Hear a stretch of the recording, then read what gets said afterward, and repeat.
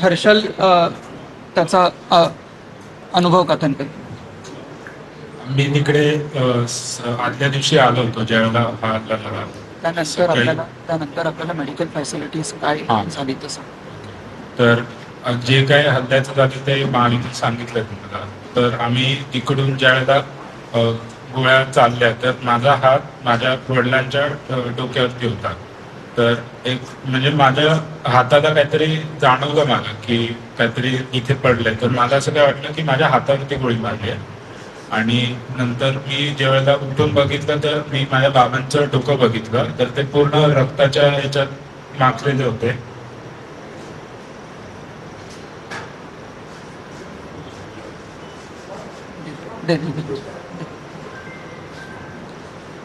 बघताय सगळ्यांची मानसिक अवस्था तितकी नाहीये तरी सुद्धा ते प्रयत्न करतात तुम्हाला जी काही इन्फॉर्मेशन पोहोचवण्याचा प्रयत्न करतात. ते जेव्हा तिथून निघाले तेव्हा त्यांना श्रीनगरच्या मेडिकल कॅम्पमध्ये मेडिकल हॉस्पिटलमध्ये काही प्रथमोपचार देण्यासाठी. तर हे जेव्हा मी सगळं बघितलं तर आम्ही असं हे केलं की तिकडच्या लोकल्सने पण सांगितलं की जी काय यांना हे पोचवायची असेल ते आर्मी वगैरे सगळे येतील, पहिले तुम्ही तुमचा जीव वाचून इकडनं निघून जा. आणि तो स्पॉट असा आहे की तिकडे वरती जायला 3 तास लागतात घोड्याने. फक्त घोडेच जातात तिकडे, बाकी ना कुठली गाडी जाते ना काही सायकल काही नाही. तर ते सगळे घोडेवाले तिकडे आले आणि एक एक करून जेवढे जमत होते त्या सगळ्यांना एक एक त्यांनी घोडा दिला होता खाली पाठवायला. आणि जे उरले होते त्यांना चालत चालत आम्ही हे केलं, सगळे उतरत होते चालत. तर एक तो स्पॉट घोड्यावरनं 3 तासाचे तर आम्हाला चालत उतरायला पूर्ण 4 तास लागले. माझ्या आईचा लेफ्ट साईडने पॅरालिसिस आहे. तर तिला पहिले मी आणि माझ्या भावाने उचलून वगैरे थोडा वेळ आणलं खाली. मग ती स्वतः थोडा वेळ चालली. आणि जो आमचा घोडावाला होता ज्याने आम्हाला वरती आणलं तो मग तिकडे पोचला नशिबाने. आणि त्यांनी मग आईला पाठीवरती उचलून खाली नेलं.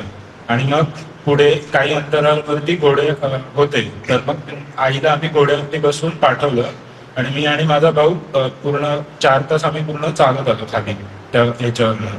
आणि नंतर खाली बेसला पोहोचल्यावरती तिकडे आमचे सगळे मामी आणि माझी बहीण तिकडे होते, कारण आम्ही त्यांना आधीच खाली पाठवून दिलं होतं. आणि त्यांना मग विचारलं की आई कुठे. तर आईला ऑलरेडी आम्ही हॉस्पिटलमध्ये त्यांनी चेकअपसाठी नेलं होतं. त्याच्यानंतर मला आणि या सगळ्यांना त्यांनी त्या हॉस्पिटलमध्ये बसवलं.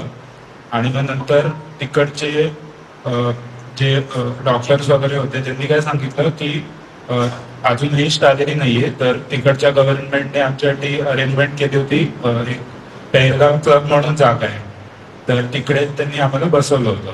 आणि हे सगळं झालं, ही फायरिंग झाली 2-2:30 वाजता. आम्ही खाली पोचलो 6च्या सुमारास आणि 6-5:30च्या सुमारास. आणि पूर्ण पुढचे 4 तास आम्ही क्लुलेस होतो घरात त्या क्लबमध्ये. आमच्याकडे काही इन्फॉर्मेशन म्हणजे देत नव्हते, कारण काही येत नव्हतं.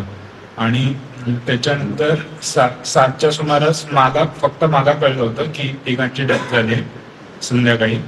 आणि मला असं स्ट्रिक्टली सांगण्यात आलं होतं तिकडच्या अधिकाऱ्यांकडे की ही कोणाला कळू द्यायची नाहीये.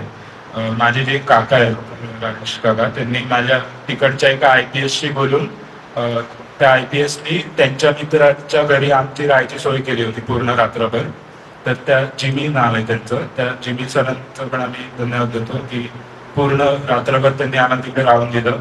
त्याच्यानंतर रात्री 3च्या सुमारास ते जिमी सर माझ्या हातावरती हे झालं, त्याच्यासाठी मला GNC हॉस्पिटलमध्ये घेऊन गेले.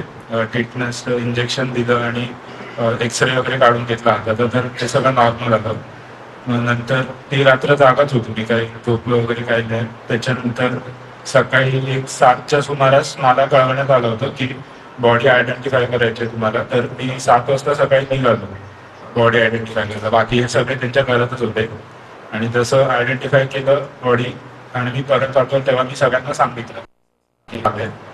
तर त्याच्यानंतर आम्ही तिकडनं हॉस्पिटल ह्याच्यामध्ये गेलो, PCR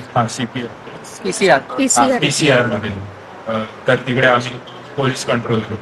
तर तिकडे अमित शहा, तिकडचे उमर अब्दुल्ला म्हणून चीफ मिनिस्टर आहे, अमित शहा वगैरे, आणि आपले गव्हर्नर महाराष्ट्राचे, ते सगळे तिकडे आले होते.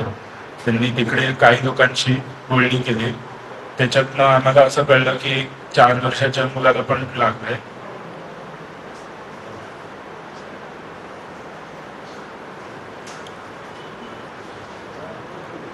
तिकडून मग आम्हाला माझे काका आणि अजून नातेवाईक होते ते घ्यायला आले होते. त्यांनी आम्हाला कुठला आम्ही त्यांच्यासोबत गेलो आणि नंतर संध्याकाळी आम्ही इकडे आलो मुंबईमध्ये. आणि मग बॉडीज घेऊन सगळे आम्ही अक्षयाला गेलो आणि तिकडे तेवढी आम्ही सगळे केले त्यांचे.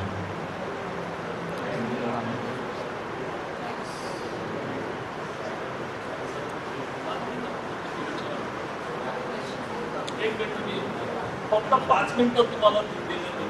5 मिनिटं तुम्हाला एक इंडिव्हिज्युअली विचारा. हिंदी में बात करेंगे.